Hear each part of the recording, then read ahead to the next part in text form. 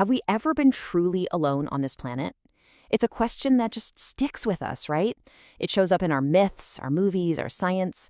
It's this incredibly powerful idea that someone or something else has been here all along. Today, we're going to dig into that.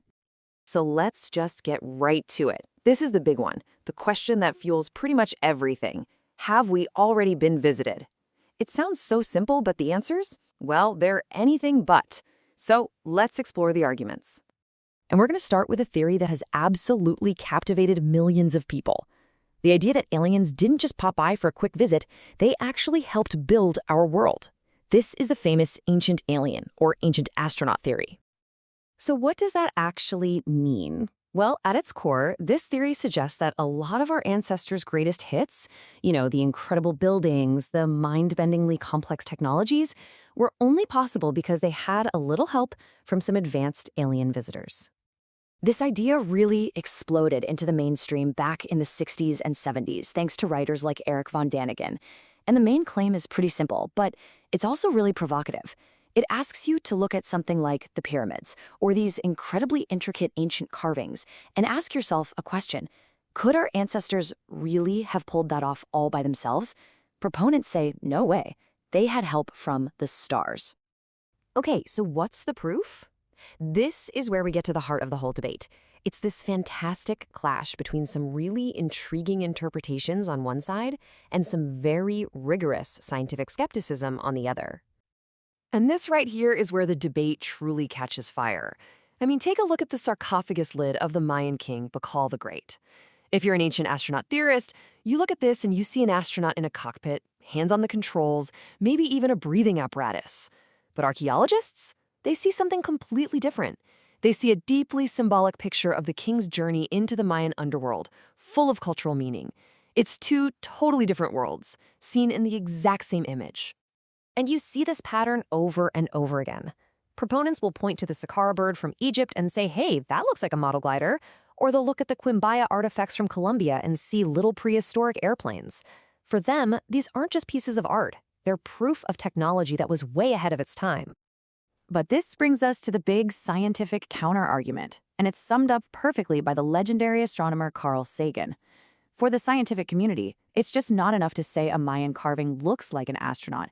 You need something way more concrete, something undeniable. But here's a really interesting twist. Some people argue that this very principle creates a kind of paradox. See, the search for extraterrestrial intelligence, or SETI, has been pretty underfunded for most of its history. So, if you demand extraordinary evidence, but you don't really provide the money or resources to actually find it, are you just creating a cycle where the mystery can never be solved? It's a fascinating point. Now, whether there's physical proof or not, you absolutely cannot deny that the idea of aliens has left a massive footprint on our culture. So why are we so obsessed with this? And the story of how we even talk about aliens has changed so much. Back in the 50s, the big official worry was about public panic. Fast forward to the 70s, and it's become this popular theory about where we came from. Then the 90s hit, and the X-Files perfectly captured this new mood of government distrust with its famous tagline, "The truth is out there." And now, shows like Ancient Aliens have turned the entire thing into a global pop culture phenomenon.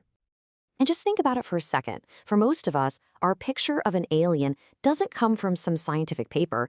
It comes from Hollywood. From the old sci-fi B-movies to today's incredible CGI, pop culture has basically built a whole library of images in our heads, shaping what we expect, what we hope for, and even what we're afraid of when we look to the stars. And where there are aliens, there's almost always the shadow of a conspiracy. This belief that the government is hiding something. It's a huge piece of the puzzle in the modern alien story. I want you to just look at this number for a second. 68%. That's not a small number. It represents something huge.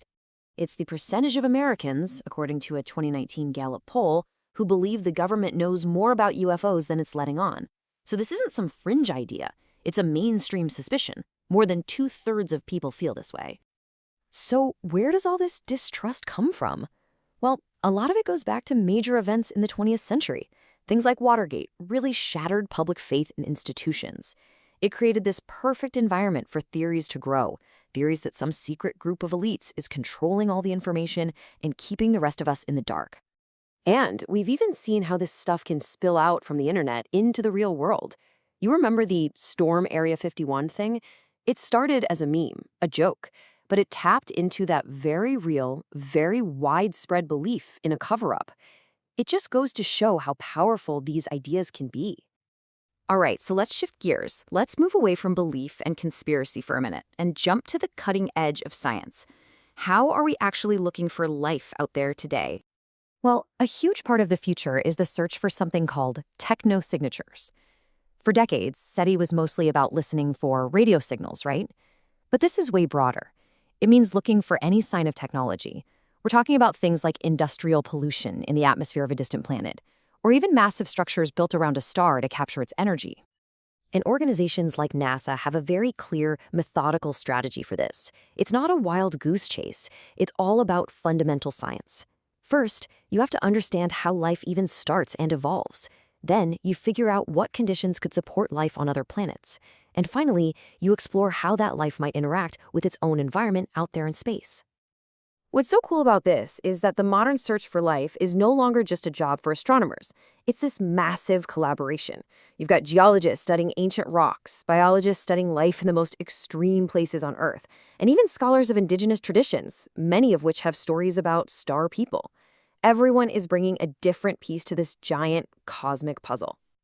Which, it kind of leaves us with one last thought. After all the science, all the theories, and all the conspiracies, maybe the most important question is actually about us. In this epic search for the other, what are we really, truly hoping to find about ourselves?